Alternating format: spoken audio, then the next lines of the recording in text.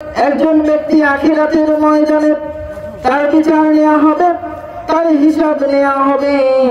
তখন আল্লাহ তাআলা বলছে, এই ব্যক্তি তুমি আমার কাছে আসো, আমার কাছে তোমার হিসাব দাও। তখন তার হিসাব তুলে ধরা হলো, তার হিসাবগুলো তুলে ধরা হলো। সেই ব্যক্তির জীবনের সকল হিসাব নেওয়ার পরে পাপ আর গুনাহ যখন সমান সমান হয়ে গেল, তখন সেই ব্যক্তিকে আল্লাহ তাআলা বললেন, তুমি এই ময়দানের ভিতরে চলে যাও এবং একটা মাত্র সওয়াব জোগাড় করে নিয়ে আসো। একটা সওয়াব জোগাড় করে আনতে পারলে তোমাকে জান্নাতে দেওয়া হবে। এই একটা সওয়াব জোগাড় করবে কিভাবে? একটা সওয়াব কিভাবে সংগ্রহ করবে? তখন সেই ব্যক্তিটা কি করল? দৌড়াচ্ছে, ঘুরতেছে, বেড়াচ্ছে এবং খোঁজাখুঁজি করছে, কার কাছে যাব? আমি তো হতাশ, আমি তো নিরাশ, আমি এখন কার কাছে যাব এই একটা সওয়াবের সংগ্রহ করতে? তখন সেই ব্যক্তি ভাবল, আমার প্রিয় সন্তান যাকে আমি অনেক ভালোবাসতাম, নিজে না খেয়ে তাকে খাওয়াতাম, নিজে না পড়ে তাকে পড়াতাম, নিজের ঈদের মার্কেট না করে সন্তানের ঈদের মার্কেট করে দিতাম, নিজের চাহিদা পূরণ না করে আমার সন্তানের চাহিদা পূরণ করে দিতাম। দেখি সেই আমার সন্তানের কাছে যাই। সন্তানের কাছে গিয়ে বলল, হে আমার প্রিয় সন্তান, তুমি আমাকে একটা উপকার করো, আমি তো এই কিয়ামতের ময়দানে টিকে উঠতে পারছি না, আমি তো এই কিয়ামতের ময়দানে একটা সওয়াবের কারণে জান্নাতে যেতে পারছি না। একটা সওয়াব যদি আমি পাই তাহলে জান্নাতে চলে যাব, তুমি আমাকে একটা সওয়াব দাও। তার সন্তান কি বলছে জানেন? তার সন্তান বলছে, আপনি আবার কে? আপনাকে আমি চিনি না। আপনি কে? আপনাকে তো চিনতে পারলাম না, আপনাকে তো আগে কখনো দেখিনি, আপনাকে চিনি না। আমার আবার বাবা মাকে, আমার তো বাবাকে আমি চিনি না, আমার তো বাবা নাই। এমন করে বলল। তখন তার বাবা হতাশ হয়ে গেল, কি অবস্থা, আমাকে অস্বীকার করলো, আমার খোঁজ নিল না, আমার খবর নিল না, আমাকে একটা সওয়াব দিল না, যার জন্য দুনিয়ায় এত কিছু করেছি একটা কাজ আমার জন্য করলো না। এমন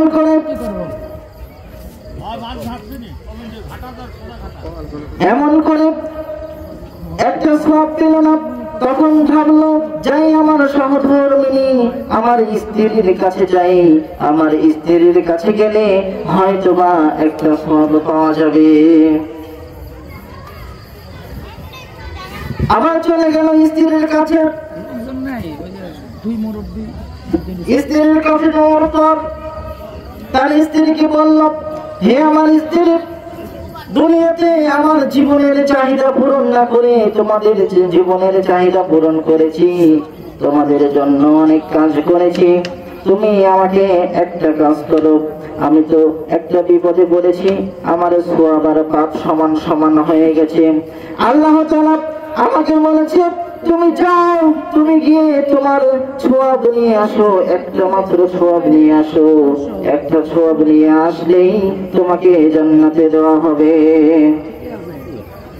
তখন তার স্ত্রী বলল, আপনি কে?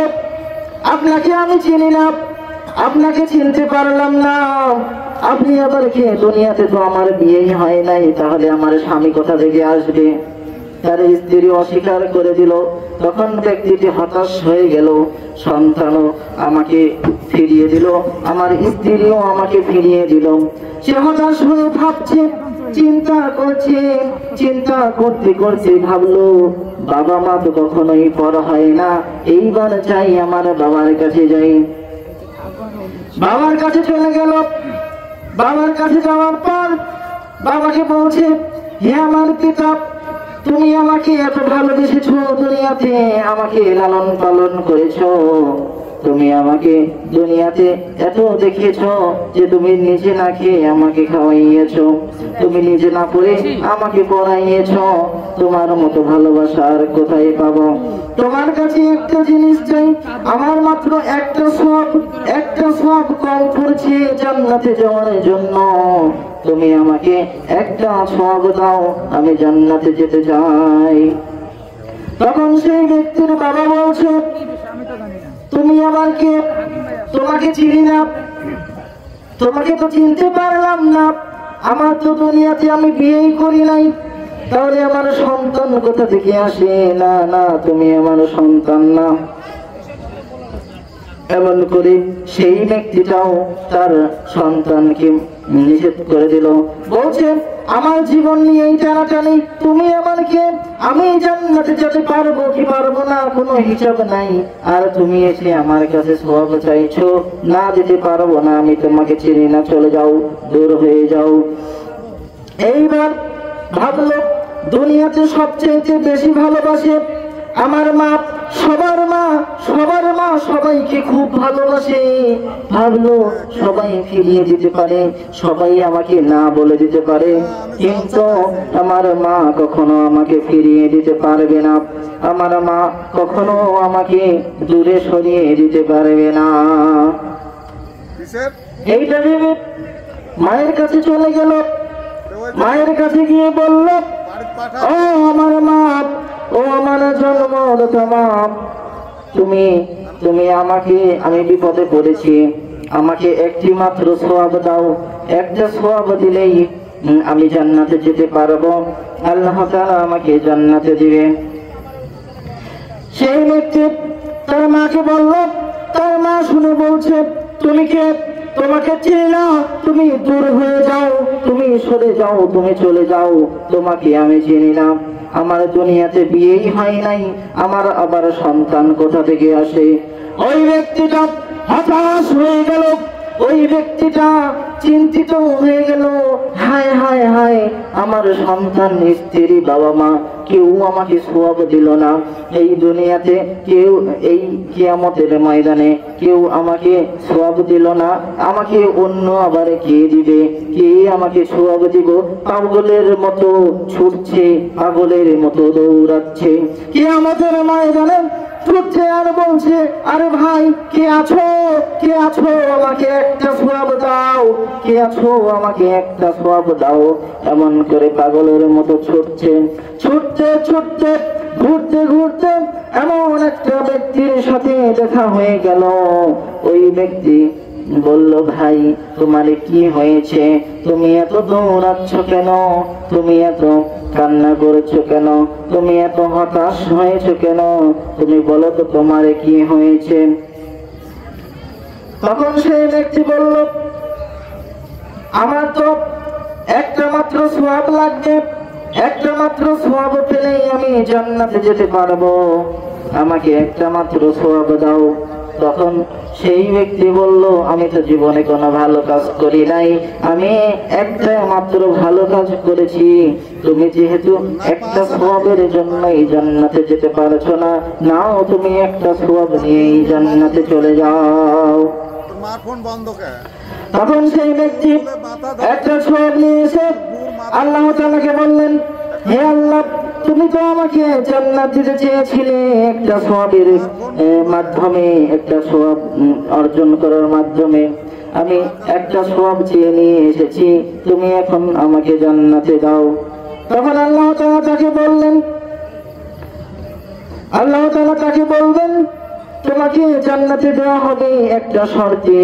সেই শর্তটা হলো, তোমাকে যে ব্যক্তি একটা সওয়াব দিয়েছে সেই ব্যক্তিকে ডেকে নিয়ে আসো। তখন খুঁজতে থাকবে কিয়ামতের মাঠে, কিয়ামতের মাঠে খুঁজতে খুঁজতে হয়রান হয়ে যাবে, খুঁজতে খুঁজতে হয়রান হয়ে যাবে। খুঁজতে খুঁজতে বলবে, ভাই কে আছো? কে তুমি? কোথায় গেলে? তোমাকে খুঁজে পাচ্ছি না, তুমি কোথায় গেলে? আমাকে একটা সওয়াব দিয়েছিলে, তুমি কোথায় গেলে? তখন সেই ব্যক্তিকে আবার খুঁজতে খুঁজতে পেয়ে যাবে। তখন সেই ব্যক্তিকে সাথে নিয়ে আবার আল্লাহর কাছে যাবে। তখন আল্লাহ তাআলা দুইজনকেই জান্নাত দিয়ে দিবেন। বলুন সুবহানাল্লাহ। আমার ভাইরা, যে ব্যক্তি একটা সোয়াবের জন্য পুরো ময়দান ঘুরেছিল, পুরো মাঠ ঘুরেছিল, সেই ব্যক্তি বুঝেছিল আমার দুনিয়াতে সময়ের কত মূল্য ছিল। যদি আর একটা সওয়াব বেশি করে আসতাম তাহলে আমার এই কাজ করা লাগতো না, এত ঘোরাঘুরি করা লাগতো না।